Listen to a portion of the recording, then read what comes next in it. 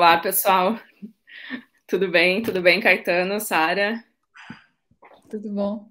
Encontro internacional com muitos fuso horários, mas Exatamente. rolou.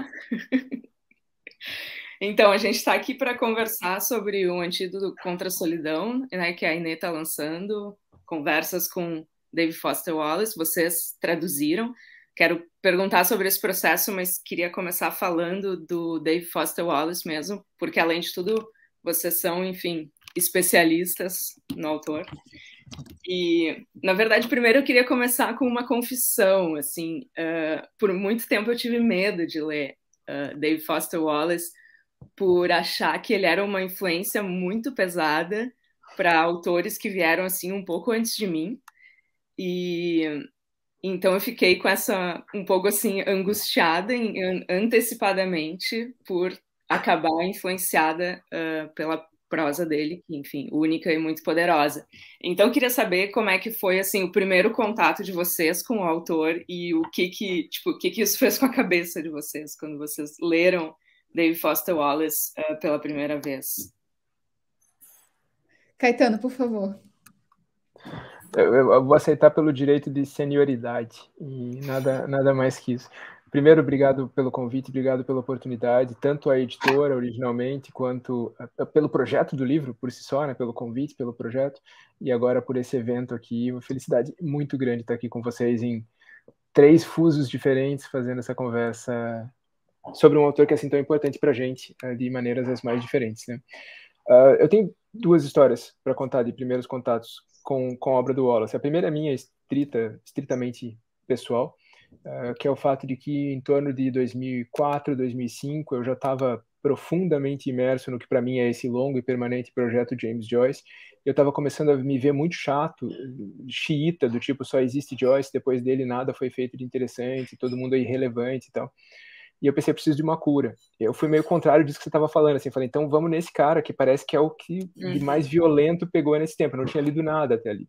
Aí, a partir de 2005, comecei a ler a obra dele e não parei mais. E, de fato, funcionou a terapia, né? Porque eu percebi não só que havia vida inteligente pós-Joyce, como essa vida inteligente podia tomar formas muito novas, muito diferentes, né? E daí isso me abriu a cabeça legal para outros tipos de literatura, inclusive. Eu estava numa trajetória muito desagradável naquele momento. Ninguém me aguentava mais, nem em sala de aula, nem fora. Então, para mim, foi uma experiência foi muito profundo. Eu acho que você sabe disso, e você aparentemente, né, Carol, você sabia disso antes de chegar ao autor. A gente sabe que é um autor que tende a impactar as pessoas, não só tipo, pô, legal, ou nossa, que bom romance. É um autor que tende a balançar a cabeça das pessoas e alterar as nossas perspectivas de literatura e de vida de um jeito muito difícil de comparar com outros autores por aí, né? Muito especialmente nessa janela aí de últimas décadas. Né?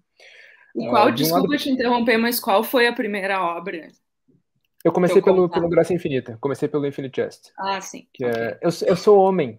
Você vai no grande, no romance impressionante e tal. Desculpa, lugar comum do lugar comum. Né?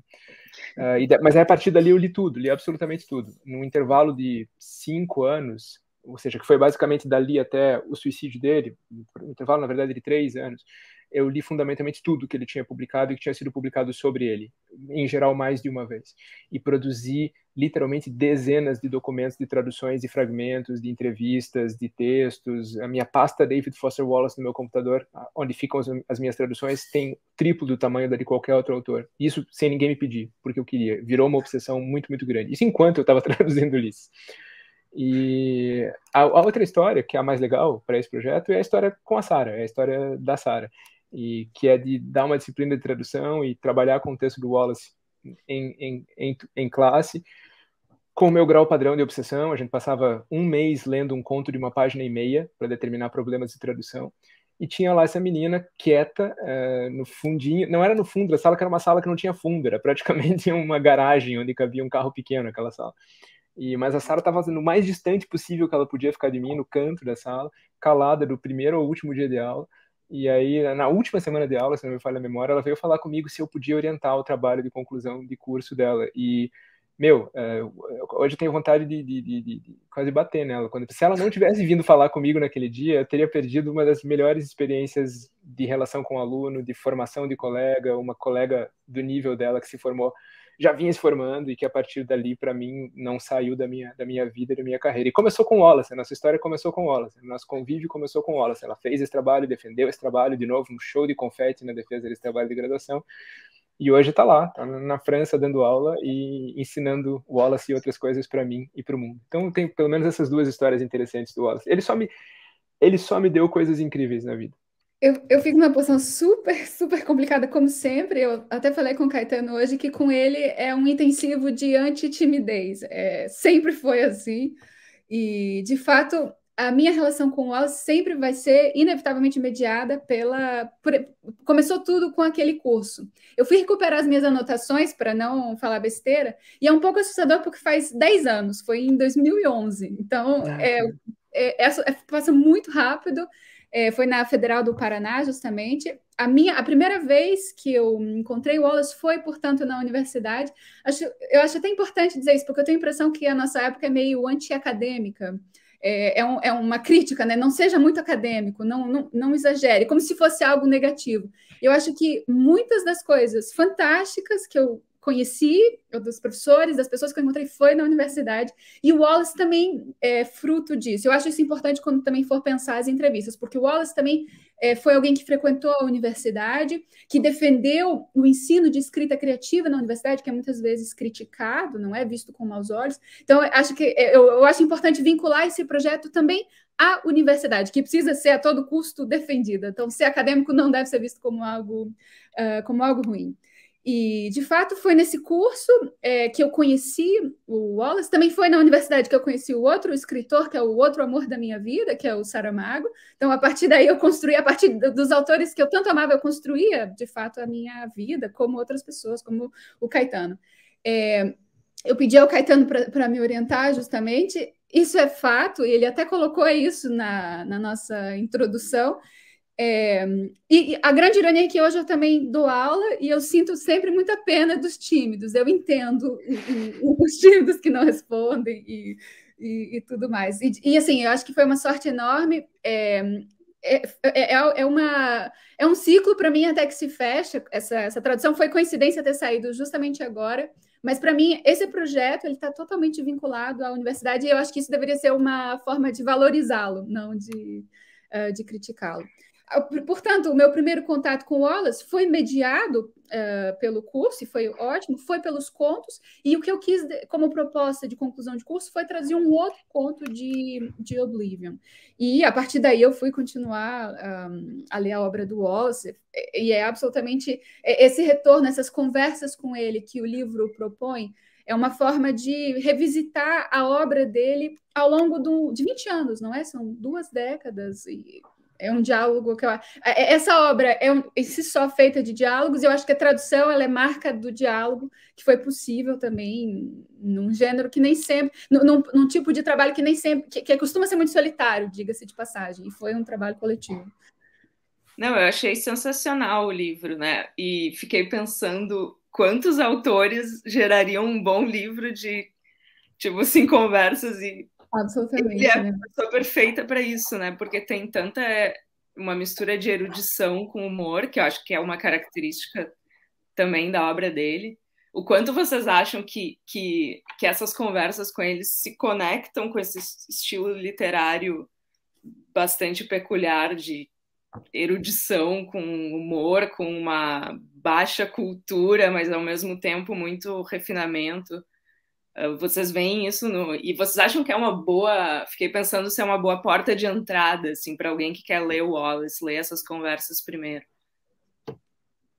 Caetano, ela vai ficar me fazendo falar primeiro sempre. Vou obrigar você a responder. A Associação dos Cavaleiros vai perder o meu. Você joga direto para ela e eu fecho a câmera. Tá, mas eu aceito. Eu falo sempre, nunca vou negar falar.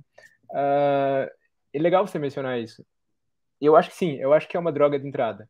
Os contos são, as crônicas são, as entrevistas desse livro são, mas as entrevistas no YouTube são.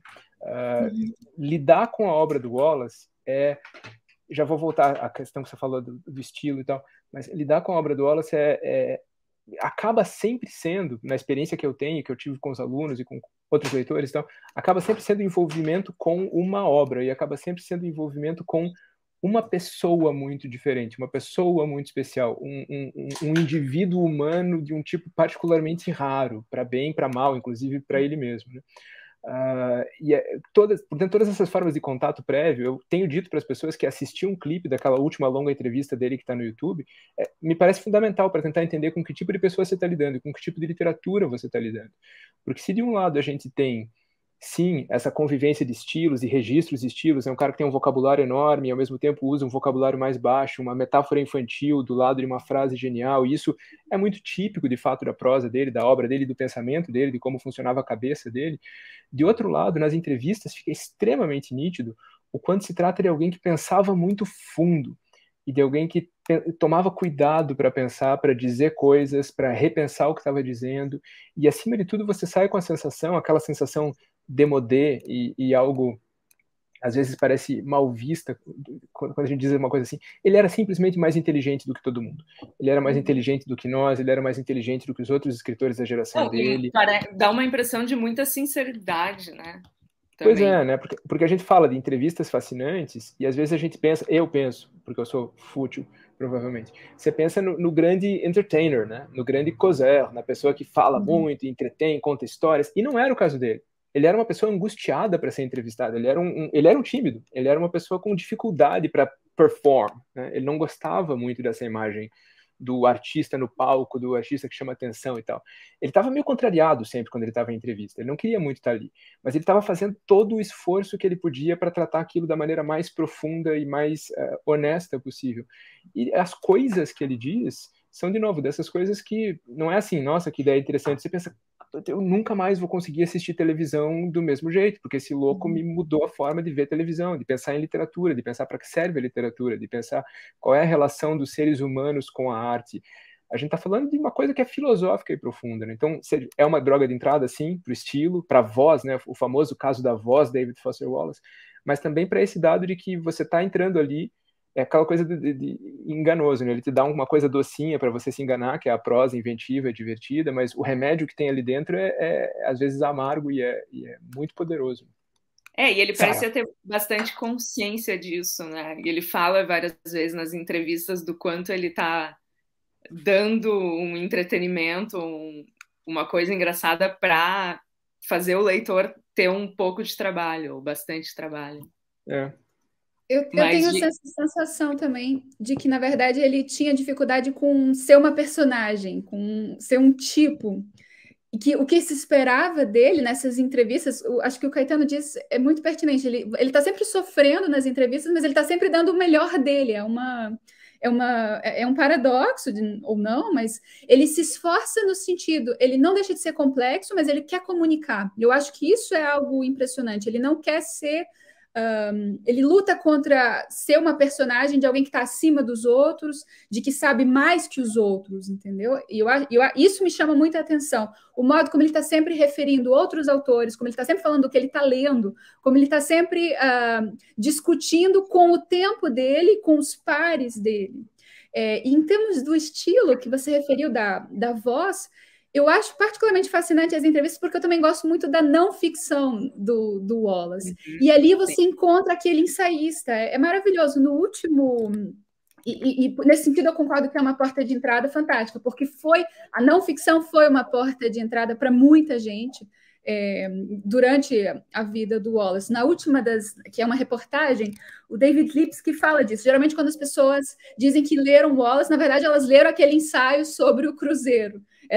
Não necessariamente todo mundo leu Graça Infinita, Infinity Jest.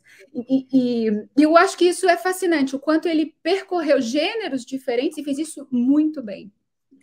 E as entrevistas são ele. É interessante algo que tu disse, Sara, porque eu notei o quanto esse livro faz um panorama da literatura contemporânea norte-americana, que começa ali 87, a primeira entrevista, né? A última entrevista de 2005. E como ele está sempre falando dos pares ou se opondo ao que ele chama de realismo com um R maiúsculo. Então, tipo, eu achei muito rico, assim, para enfim, ver todas essas pessoas que estavam escrevendo naquela época. É muito engraçado quando ele fala mal de umas pessoas, assim, sem pudores, tipo como é que é o nome do cara? Bret Easton Ellis. Bret Easton Ellis, O psicopata americano. E só falta ele bater na madeira quando eu falo do Bret Easton Ellis. Não, é super legal e eu fiquei também delirando, pensando assim na literatura americana de hoje e de que forma ele veria isso. Enfim, o livro é muito rico. Eu também vi quase como as entrevistas parecem uma narrativa, né? Que infelizmente tem um final trágico que a gente conhece.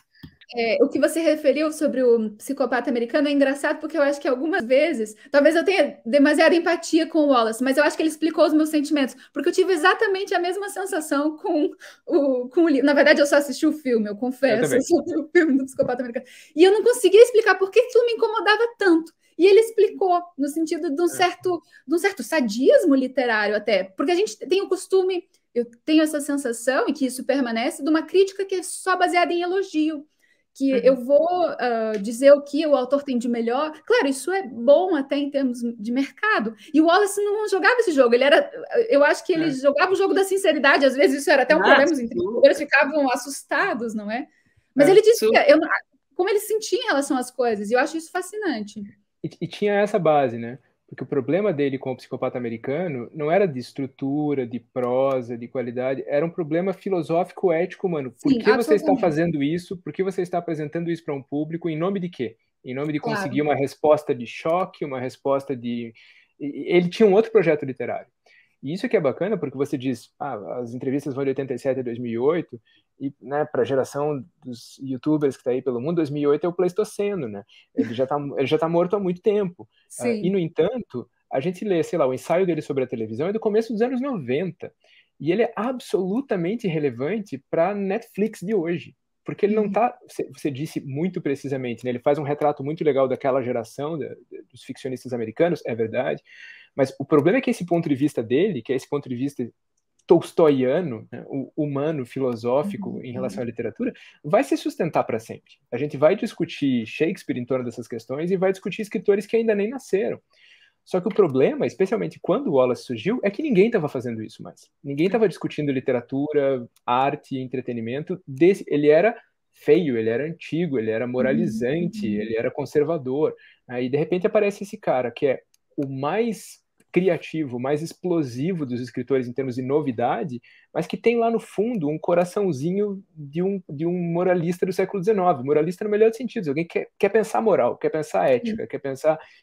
Hoje em dia, como eu sempre digo, o Wallace ia ter se matado de novo se ele tivesse percebido que agora a gente conseguiu comercializar a noção de empatia, de valores, etc, virou coisa para vender produto na televisão.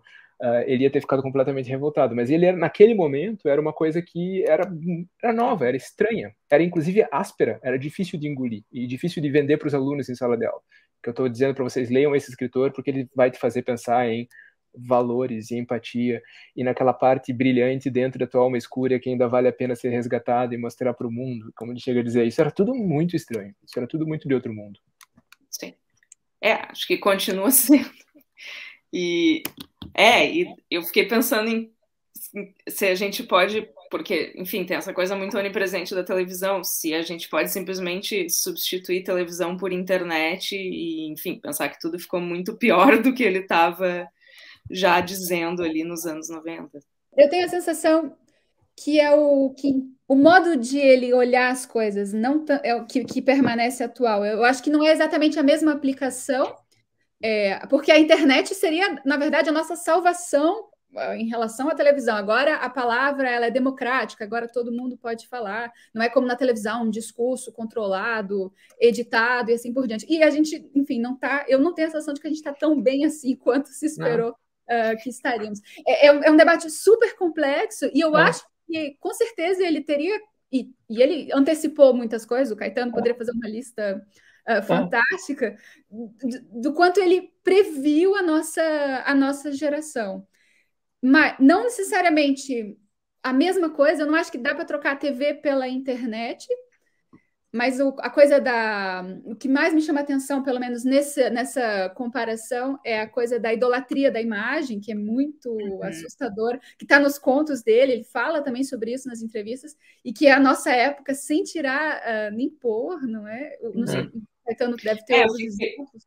Eu fiquei pensando mais na coisa da substituir a televisão pela internet, na maneira contraditória como ele mesmo enxerga aquilo, do tipo assim, ele detesta aquilo, ele tá vendo os mecanismos nefastos, mas ao mesmo tempo ele diz que se ele parava na frente da televisão, ele ficava vidrado. Então, acho que é um pouco como a gente se sente em relação à internet. Sim. Tipo, eu tô aqui no feed do Instagram. Isso não tá me fazendo muito bem, mas eu continuo aqui porque tem alguma coisa que tá funcionando pro meu cérebro e sei lá que tipo de compensação isso dá, mas nesse sentido eu tava pensando. Claro. Não, eu concordo, com certeza. E o engraçado é que essa discussão está no Graça Infinita, de certa forma, né? O Graça Infinita tem lá a Interlace, que é basicamente a Netflix do nosso tempo. É quase absurda a semelhança entre a Interlace e a Netflix, a ideia do entretenimento disseminado, para usar o termo que ele usava, por computadores, ele chamava de teleputadores, etc. Está tudo lá. E tem essa discussão filosófica que a Sara já menciona, né? Entre os dois agentes secretos, aquela longa discussão que percorre o livro todo, eles falam disso, né? Que tipo de liberdade, que tipo de cessão de liberdade, que tipo de relação com entretenimento e escravidão. Isso é o livro todo, né? O livro todo é sobre isso. E, de novo, é um livro publicado em 96, é um livro que tem um quarto de século. E ele está lá pulsando e relevante para discussões que nem podiam existir naquele momento ainda. Já que a gente está falando sobre TV, eu separei um trecho aqui de uma entrevista dele e eu queria que vocês falassem um pouco sobre a questão da ironia, tá? Eu separei um trecho de uma... Bom, agora eu não tenho a referência aqui, mas é que ele está falando da TV, especificamente dos Simpsons, tá? Então ele diz assim, acho que os Simpsons são importantes como arte. Por outro lado, eles também, na minha opinião, corroem a alma sem piedade. E tudo é parodiado, tudo é ridículo. Talvez eu esteja velho, mas consigo aguentar mais ou menos 1 hora disso. Depois tenho que me afastar e olhar para uma flor ou algo assim. Eu queria saber com vocês o quanto... Bom, ele tem um ensaio, né, famoso sobre ironia e tal. Eu queria saber o quanto essa opinião que ele tem de que a ironia é nefasta, o quanto foi algo que ele foi concluindo ao longo da carreira, que talvez no início ele tenha usado essa ironia, que depois ele veio a criticar. Qual é a opinião de vocês? Sara, começa aí. Claro, não, mas, enfim, com certeza, o Caetano até já fez referência a esse livro de ensaios, que é maravilhoso. Acho que esse foi traduzido, não foi? O que a gente tem no Brasil é um juntadão de ensaios dos vários livros dele, num livro só, traduzido pelo Galera e pelo Pelizari, pelos dois Daniéis, da Companhia das Letras. Mas esse ensaio da ironia, ele tá nesse livro? Eu tô na dúvida. Eu acho que... tô na dúvida também. Não sei, agora não lembro. Pronto, mas se vocês puderem contar aí pra gente, para os espectadores, um pouco disso. Bom, eu acho que o Caetano conseguiria responder melhor, mas eu vou responder muito rapidamente. Eu acho interessante, especificamente nas entrevistas, a recorrência com a qual ele volta a esse tema. Era uma coisa que o incomodava. E em momentos, em anos diferentes, até na introdução, o organizador fala sobre isso, o quanto pode haver repetição e o quanto essas repetições são reveladoras, e são mesmo, porque era algo que incomodava o Wallace. E eu separei uma outra citação, que é de uma das primeiras entrevistas, uma das mais citadas, na verdade, de 93, uma entrevista expandida com o Wallace, e ele vai falar do quanto a ironia passou de libertadora a escravizadora. Existe um ensaio genial que diz que a ironia é o canto do prisioneiro que passou a amar a jaula. E eu tenho muitas vezes a sensação que isso também é uma reflexão sobre a escrita dele, no sentido de ter gostado muito, como talvez a geração dele foi filho dessa ironia, né? Era o que mais... talvez fosse um dos principais recursos retóricos de então. E é preciso... Como é que você faz quando, de repente, isso se torna um peso e não mais uma saída para a crítica? Ele vai dar exemplos muito bons nesse ensaio específico do como, em determinado momento, a própria televisão foi vista como aquilo que podia revelar a ironia. Então, a televisão, ao mesmo tempo que mostrava o discurso, mostrava imagens que contradiziam aquele discurso. Pronto, agora nós temos acesso também à imagem, não só à voz, e a partir daí nós teremos acesso à verdade. E depois aquilo se tornou um produto e se tornou um fim em si mesmo. Então eu tenho essa sensação de que a crítica passa do momento em que a ironia deixa de ser um recurso crítico e passa a ser só divertimento, passa a ser uma forma de se fechar num clube, inclusive, de não aprofundar as coisas. E a questão que o Caetano já mencionou é de que o Wallace tinha um projeto que era estético, mas que também era ético, de responder ao seu tempo, de criticar o seu entorno, de não de discutir o que importa, o que é estar aqui, o que é encontrar os outros, e a ironia nesse sentido, a ironia cáustica, que não tem um valor nenhum de contribuir, mas que é só para... E muitas vezes que é só para destruir, inclusive, o outro, que impede qualquer possibilidade de contato, de aproximação, ele queria se distanciar daquilo. E como o Caetano disse, naquela época, isso era... as pessoas olhavam assim, que Caxias, não é? Que careta ele é, Brega. por não querer fazer a piada irônica, enfim. É isso, a gente tocou nesse assunto por outra razão, né? Mas ele era muito incomodado com a coisa do que ele chamava às vezes de a estátua, né? A imagem do escritor, esse culto da imagem, a coisa do performer, do entretenimento pelo aplauso e tal. Isso era uma coisa que encabulava ele, incomodava ele demais. E ele começava a perceber no Mark Lerner, no Bret Easton Ellis, essa coisa de uma geração que estava jogando para isso, né? Estava jogando para uma plateia que queria esse espetáculo e estava fácil fazer essa performance, e ela era produtiva. Isso já seria um incômodo para ele. As pessoas jogarem para a plateia e não estarem buscando alguma coisa de verdade ali, né? E é muito engraçado que escritores muito diferentes dele, posteriores, a Elena Ferrante vive falando isso, né? O que eu quero é ser de verdade, o que eu quero é dizer as coisas que eu tenho que dizer. O ser real, o ser de verdade, na Frantumalha, ela está o tempo todo retornando essa ideia que é profundamente wallaciana, né? Embora ela seja uma escritora... Talvez poucos escritores possam ser mais diferentes do que o Wallace do que ela, mas essa mesma base está lá. Isso é muito, muito curioso, muito, muito poderoso também. E tem uma coisa que é, o Wallace tinha essas coisas bregas, Caxias, como dizia a Sarah. Às vezes ele tocava no que para nós parecia autoajuda, e a minha geração foi criada para dizer as palavras autoajuda e já imediatamente pegar um pote de vidro hermético e colocar dentro e jogar fora, porque é uma coisa que a gente não podia nem ver, nem mexer com uma vara de 3 metros.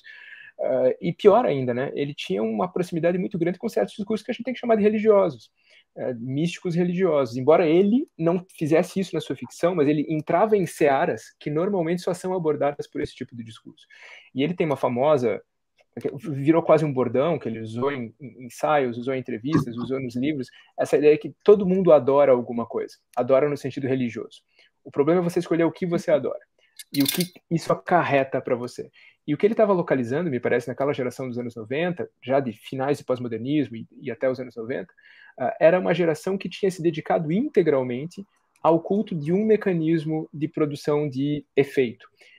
E se você adora uma única coisa, e essa única coisa é, acima de tudo, um mecanismo de destruição, e não um mecanismo de questionamento, de destruição, de derrubada, mas não um mecanismo de proposição. Ele tem aquela famosa imagem, né, dos adolescentes que deram uma festa quando os pais não estavam em casa, e daí olham às 5 horas da manhã, tá tudo destruído, o sofá tá vomitado, e ele diz, tá, e agora? A gente fez a festa, a gente fez a destruição, a gente se divertiu horrores, a gente questionou todos os valores, mas e agora? Eu não posso mais chamar meus pais porque eu não sou mais esse tipo de pessoa, mas eu tenho que dar um jeito nessa parada. Eu não quero ter essa imagem de, galera, vamos levantar aí, vamos arrumar o que vocês fizeram, mas eu vou ter que fazer alguma coisa. O grande buraco para ele era estar nesse lugar que é, como a Sarah disse, é um projeto ético, mas até num certo sentido quase pior, era um projeto salvífico. Ele estava olhando para uma geração e dizendo, vocês estão perdidos. A gente tá vendo isso até hoje, a gente está em 2021 e a gente está vendo cada vez mais. Filosófica, espiritual, política, eticamente, o mundo está se sentindo perdido. E ele já estava dizendo isso lá atrás. Vocês precisam fazer alguma coisa. Ficar rindo disso pode ser divertido, mas não vai ajudar. Ficar ridicularizando os outros em volta de você pode ser divertido, mas não vai ajudar. Você precisa pôr alguma coisa no lugar. E essa imagem que apareceu é linda, né? Eu, de vez em quando eu preciso parar e ficar olhando uma flor por 15 minutos, porque senão meu mundo explode. E eu adoro Simpsons. E eu adoro todo tipo dessa cultura da destruição. O problema não é a ironia por si só, como você falou, Carol. Ele usou a ironia até o final da vida dele. Ele era um escritor que empregava recursos de ironia como podia empregar quaisquer outros recursos. O que você não localiza na ficção dele é essa entrega a esse mecanismo como mecanismo de performance, mecanismo de seleção de pares, mecanismo de inimputabilidade, porque do momento que eu estou rindo de tudo e questionando toda a seriedade, eu não aceito nem acusações contra mim. Ele disse isso mais uma vez: você não entendeu, você não está falando a sério demais, isso aqui é outro jogo, tal. Isso era um problema para ele, a prevalência, né? Essa ideia da jaula, como diz a imagem do Louis Hyde, né? Essa ideia da jaula, e de repente as pessoas estão presas e estão cantando os louvores da jaula e não percebem. Isso é profundamente discurso religioso, né? A gente não bizarro dizer isso. Ele é um profeta da literatura. Pois é. Pois é, e como é que a gente diz isso para jovens descolados, hipsters e elegantes, né? Olha, o negócio aqui é o profeta falando do canto do prisioneiro dentro da grade. É estranho? Sim, mas eu me pergunto o quanto ele, voltando ao que eu falei, o quanto ele pode ser influência, porque ele era tão único, sabe? Então, ao mesmo tempo, ninguém consegue se igualar ou fazer isso que ele fazia. Fiquei pensando nisso. E eu não sei, a literatura americana hoje parece estar numa outra batida, não sei se vocês têm essa sensação. Bom, uma coisa que ele já detectava no livro, que é muito interessante, a coisa da tendência ao minimalismo, e que ele fala, é super legal aquela parte que ele fala numa entrevista do Raymond Carver, que ele acha o Raymond Carver genial, mas ele não gosta, como é que ele chama os que giram a manivela depois? Meio escritores, de segunda linha, não é o cara genial, mas que tenta fazer aquilo, e realmente o minimalismo é muito fácil de ser imitado, mas ao mesmo tempo, enfim, ele tem toda uma admiração pelo Carver e acha que ele tem contos muito geniais, mas acho que o sistema também aqui do mestrado em Creative Writing ficou um pouco esgotado com essa coisa, né? Enfim, ele tem um embate com isso. Eu não sei o quanto as coisas continuam desse jeito, mas quando ele vai para a Universidade do Arizona e ele bate de frente com esses professores que estão, enfim, esperando uma outra coisa dele, é super legal ver também todo esse processo no livro. Ele tinha isso com a própria obra dele, né? Você olha, se você acompanha a recepção e a produção dele, você vai vendo que ele vai sistematicamente deixando de fazer certas coisas que eram automaticamente bem recebidas. Ele podia, depois de um certo momento bem inicial da carreira dele, ele podia muito facilmente ter se transformado no cara que cospe textos produzidos naquele estilo, com aquela verve, com aqueles assuntos. Isso não se sustenta. Ele vai...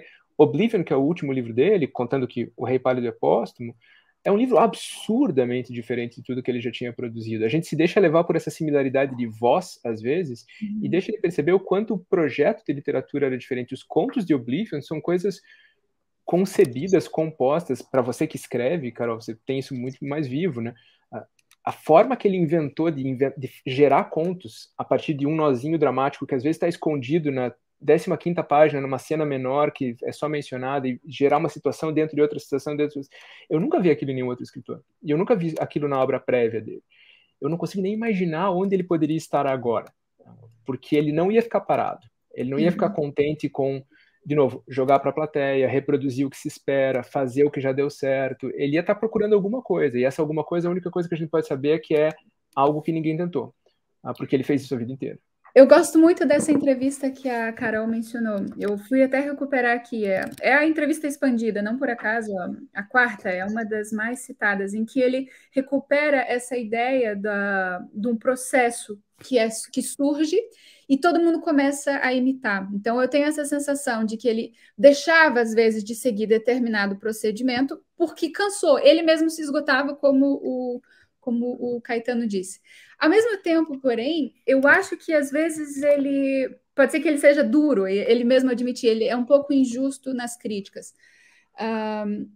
Como é que eu posso expressar isso? A ideia de que todo mundo está simplesmente imitando determinado recurso acontece sim, mas isso é parte do processo literário, no sentido de que os estilos se constroem em conjunto. E o próprio estilo dele também é devedor de escritores que vieram antes. Claro que a gente pode pensar no gênio, na originalidade, mas ele mesmo, em vários momentos, vai reconhecer o quanto ele deve a outros escritores, ao Thomas Pynchon, por exemplo, ou mesmo ao Dom DeLillo. Eu acho fantástico o quanto ele está sempre colocando também as coisas em termos de história literária, de criação que o tempo todo você está lendo os outros, ninguém está escrevendo sozinho, ninguém está inventando nada do zero e inventando nada sozinho. Não tenho nenhuma dúvida de que o Wallace inventou muita coisa, mas geralmente quando uma coisa é inventada, a primeira vez que dificilmente o cânone, e isso não sou eu, é questão da teoria literária, da estilística, dificilmente o auge do cânone, dificilmente é a primeira aparição de uma forma, é a consolidação de uma forma que vinha se construindo às vezes há uma década. E eu acho que o Wallace é um pouco o apogeu de uma história literária, mas que também deve ser lida como história. O que vem, a gente sempre... O Wallace talvez seja a prova, o Caetano falou, você está sempre frustrado porque não surgem escritores bons, porque não surgem novos escritores. Mas o tempo todo está aparecendo coisas novas. A questão é que a gente demora para perceber. E o Wallace é isso, de repente é um monumento, ninguém espera, mas a gente teve ali um grande escritor, acabou de ter, entendeu? Então pode ser que do Wallace, mesmo que... E é pela imitação, absolutamente é pela imitação. É inevitável que ninguém está criando nada, reinventando a roda. Eu também não acho que o Wallace reinventou a roda. Ele fez coisas fantásticas, mas a partir, dialogando com o tempo dele, parodiando muitas vezes outros estilos, outros gêneros. Eu gosto das entrevistas, dessas especificamente, porque é o tempo todo uma provocação. O Wallace se posiciona e muitos dos entrevistadores respondem a ele. Você não está sendo radical? Ele revê o posicionamento dele. Em outra entrevista, ele vai modelar até aquilo que ele disse. E isso, para mim, é importante. Não as opiniões categóricas. Essa é a verdade. Todo mundo que está imitando os manivelas, não é? É maldoso até chamar todo mundo que está imitando de manivela, porque todo mundo faz isso, absolutamente. O Wallace fez isso, e isso que torna... O que me faz gostar mais dele é que ele também consegue perceber que às vezes ele é radical e que ele precisa rever os seus próprios posicionamentos. E é legal que a gente tem 20 anos da formação de um escritor ali, né? E da relação com os entrevistadores, né? Porque de início são entrevistadores super experientes lidando com um jovem menino prodígio, bombástico, de bandana, que é um terrorista. E 20 anos depois, as pessoas estão lidando com o monumento literário da sua geração, com dedos compridos e luvas de pelica, né? É muito curioso ver o quanto ele mudou e o quanto essas relações vão mudando. Foram 20 anos em que ele se tornou o grande escritor da sua geração. Saindo de um escritor que, sei lá, no seu primeiro romance era basicamente um derivado de Pynchon. Ele era um sub-Pynchon, quando ele escreve The Broom of the System, que é um livro lindo, mas é um livro pynchoniano a mais não poder. Aí ele vai ter que lidar com isso ao longo da sua carreira. E é inevitável, os primeiros livros, em geral, são as leituras dos escritores. É uma voz se construindo. E ver esse processo nas entrevistas também é muito interessante, com certeza. Sim, como tu disse, ele vai mudando de ideia ali ao longo dessa carreira. É muito legal. Eu queria mudar um pouco o assunto, já que a gente está se aproximando do final, e saber sobre o processo de tradução mesmo. Primeiro, como é que foi... vocês propuseram para a editora publicar esse livro? Vocês foram procurados? Como é que isso aconteceu? Essa é uma história de que eu gosto, na verdade, porque eu acho que esse livro, para mim, na minha trajetória, chegou na hora certa e tem uma relação pessoal inevitável que eu acho que eu não tive de maneira tão direta com outras traduções. De fato, a tradução foi feita por etapas. Caetano começou, ele me incluiu no projeto, que para mim teve um peso simbólico muito bom, eu fiquei muito, muito feliz. E, de fato, Caetano com outros projetos, eu também tinha outros projetos, a gente tinha tempo para fazer essa tradução, foi feita aos poucos.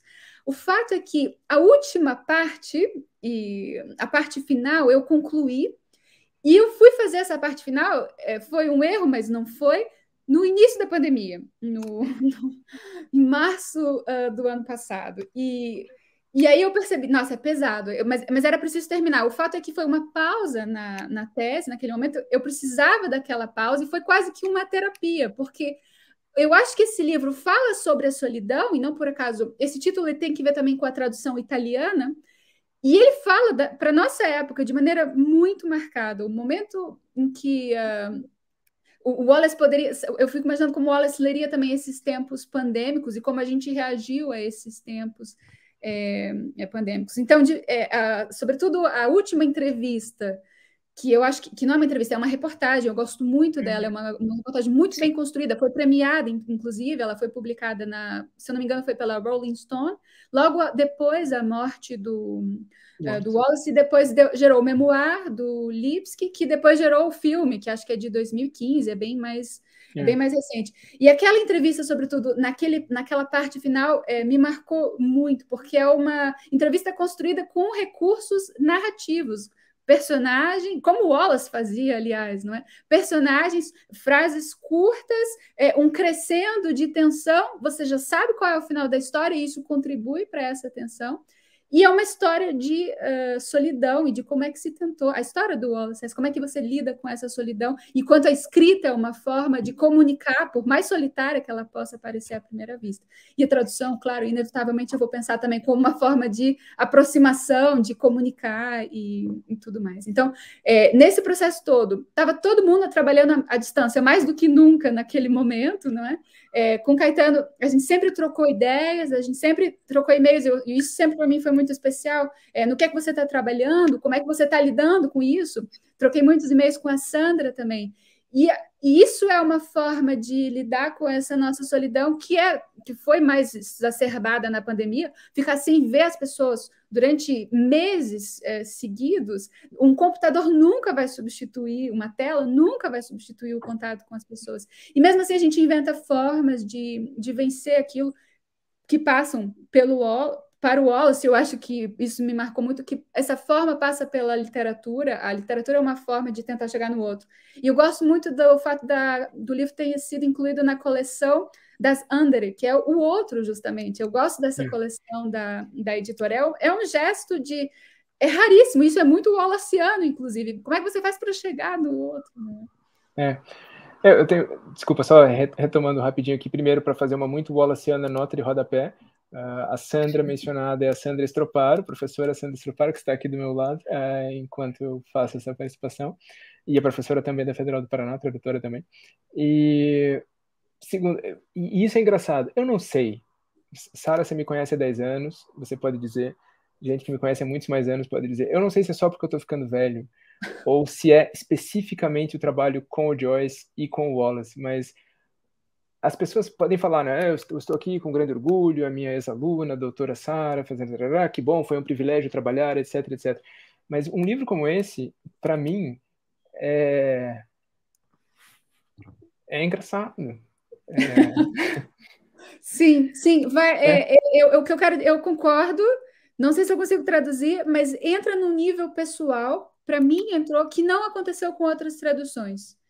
No sentido, e ter sido feita a quantidade de vozes que há nesse livro. Esse livro é uma forma de diálogo, e a tradução é isso, e o que eu aprendi com Caetano e com Sandra é isso, é o diálogo.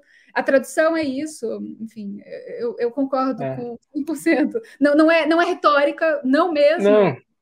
Não é mesmo. Não, e obrigado por me salvar do vexame imediato aqui, mas é isso, cara. É essa história. Para nós são 10 anos de uma história com um escritor que não está mais aqui, que me deixa brutalmente solitário por ele não estar mais aqui, e um escritor que não te deixa sair impune dos livros, das entrevistas, dos ensaios, e isso em bases muito diferentes daquelas que geram grandes performances ou grandes entrevistas acadêmicas ou grandes teses ou etc. Ele é um sujeito incômodo, e ele é um sujeito que queria te incomodar porque ele sabia que se você não se deixasse incomodar, você ia continuar naquele caminho que não estava funcionando tão bem para a sociedade como um todo e para o cidadão moderno do século XXI. E para nós é isso, cara. De novo, parece brega, parece só porque eu tô velho, parece que eu tô ficando mole, mas para nós esse livro simboliza isso tudo. Poder fazer em dois, um trabalho de tradução, ter esse trânsito pelo italiano, né? Engraçado, um livro feito muito nos Estados Unidos. A Itália foi, curiosamente, a única grande viagem internacional do Wallace na vida, né? Ele era um super provinciano, mas daí o Pedro conhece o texto em italiano, traz o livro para a editora. Para o espectador, porque o título veio da edição italiana. Da edição italiana. Exatamente. Da edição italiana. A ideia foi dos tradutores da edição italiana. Como é que esse título saiu em inglês? Em inglês é Eu só acho que é só Conversations with David conversar. Foster Wallace. Uhum.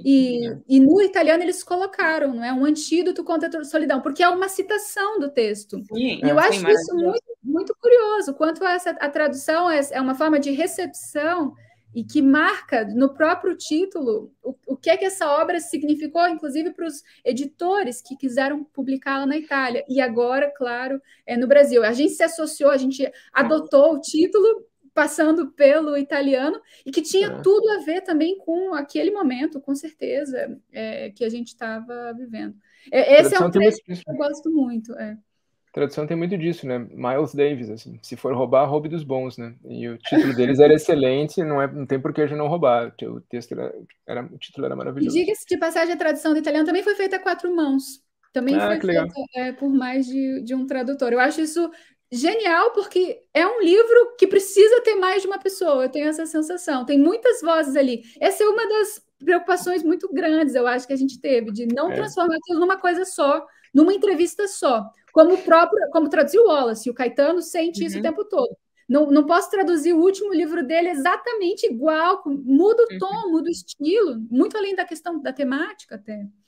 E vocês fizeram muitos comentários em cima da tradução do outro? Vocês estavam dizendo que cada um traduziu uma conversa, mas daí vocês trocavam, como é que... A gente trocou umas ideias, mas na real a Sara fez 95% de tudo e eu só disse tá legal. Escrever, introdução, fazendo...